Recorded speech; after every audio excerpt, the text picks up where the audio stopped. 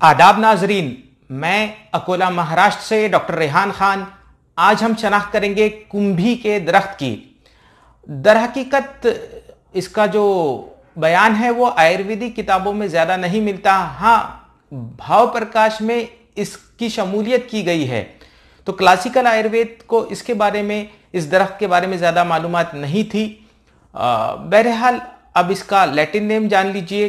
कैरिया arborio इसका Latin name है और आमतौर पे हमारे यहाँ कुंभी के नाम से ये जाना जाता है। कुछ किताबों में कुंभा भी लिखा है और खजाइनुल अदविया में जो कुंभा का जिक्र है वो एक मुख्तलिफ दरख्त है। वो इसलिए कि कुंभा जो खजाइनुल अदविया में जिसका जिक्र है वो उसका जो मज़ा है वो शीरी है, और इस दरख्त का जिसका कि मैं बयान कर रहा हूँ इसका मज़ा जो होता है वो कड़वा होता है। तो बहरहाल कैरिया आर्बोरिया की हम बात करेंगे। इसके अफ़ाल व ख़वास समझ लीजिए। इसका जो मिजाज है वो है गर्म व खुश्क। जाहिर सी बात है, इसलिए ये काते बलगम है और कातिले दीदान भी है। ज़ख्मों का इंतमाल करने के लिए ये मशहूर है और ये फात जहर भी मशहूर है। ख़ास तौर से ये सांप के कांटे पर बहुत ज़्यादा इस्तेमाल है कबाइल के नज़दीक, और इसके मुख्तलिफ आज़ा का मुख्तलिफ इस्तेमाल है। ख़ास तौर से जो इसके फल होते हैं वो मुसक्किन होते हैं, और इन फलों का ये ज़ुल्ख़ासा है कि अगर इन्हें मैखाने में रख दिया जाए तो फिर पैमाने जो होते हैं वो बेनूर हो जाते हैं, बेमज़ा और बेनशा हो जाते हैं। तो ये इसके फलों का ज़ुल्ख़ासा है। इसके जो फूल होते हैं वो मुक़व्वी होते हैं। ख़ासतौर से डिलीवरी के बाद कुछ लोग इसका मुक़व्वी के तौर पर इस्तेमाल करते हैं, और जो इसकी छाल होती है वो फात जहर भी है, काते दीदान भी है, ज़ख्मों का इंतमाल करने के लिए मशहूर है।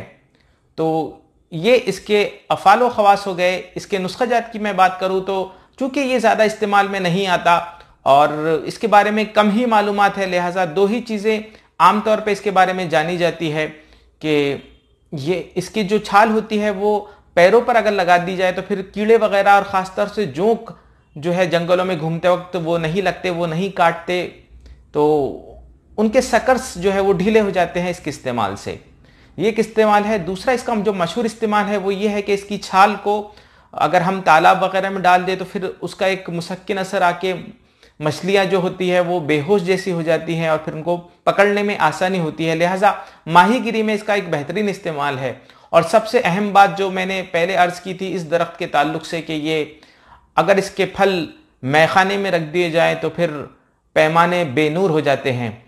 तो बहरहाल अब आप हज़रात इसकी शनाख्त कीजिए, मुशाहिदा कीजिए इस कुंभी के दरख्त का। ये हमारे यहाँ पहाड़ी इलाकों में पाया जाता है, और ये देखिए कुछ इस किस्म के इसके पत्ते होते हैं। जो हमारे यहाँ देसी बादाम होती है तकरीबन उस किस्म के इसके पत्ते होते हैं। हालांकि ये मिर्टेसी फैमिली का एक दरख्त है। ये देखिए इसका तना कुछ जिसे कहते हैं धूसर रंग का यानी भूरे रंग का ये तना होता है। ये देखिए ये इसकी बारिश के महीने की हालत है, और ये इसका फल जो कि जाम की तरह नजर आता है, इसीलिए इसका अंग्रेजी नाम है वाइल्ड गुआवा यानी जंगली जाम। और ये देखिए इसकी अपाइकल बर्ड और इसके पत्ते और मुख्तलिफ हिस्से पुष्ट की जानिब से ये पत्ते कुछ इस किस्म से होते हैं, और मार्च के महीने में तकरीबन ये काफी सुर्ख हो जाते हैं, मार्च से मई के दरमियान। इसीलिए दूर से इस दरख्त की शनाख्त कर ली जाती है। और ये फल ये देखिए ये दरख्त कुछ इस किस्म के माहौल में हमारे यहाँ पाया जाता है। मैं आपको इसके फूल की भी शनाख्त करवाऊंगा इंशाल्लाह। ये देखिए तकरीबन मीडियम किस्म का ये दरख्त होता है।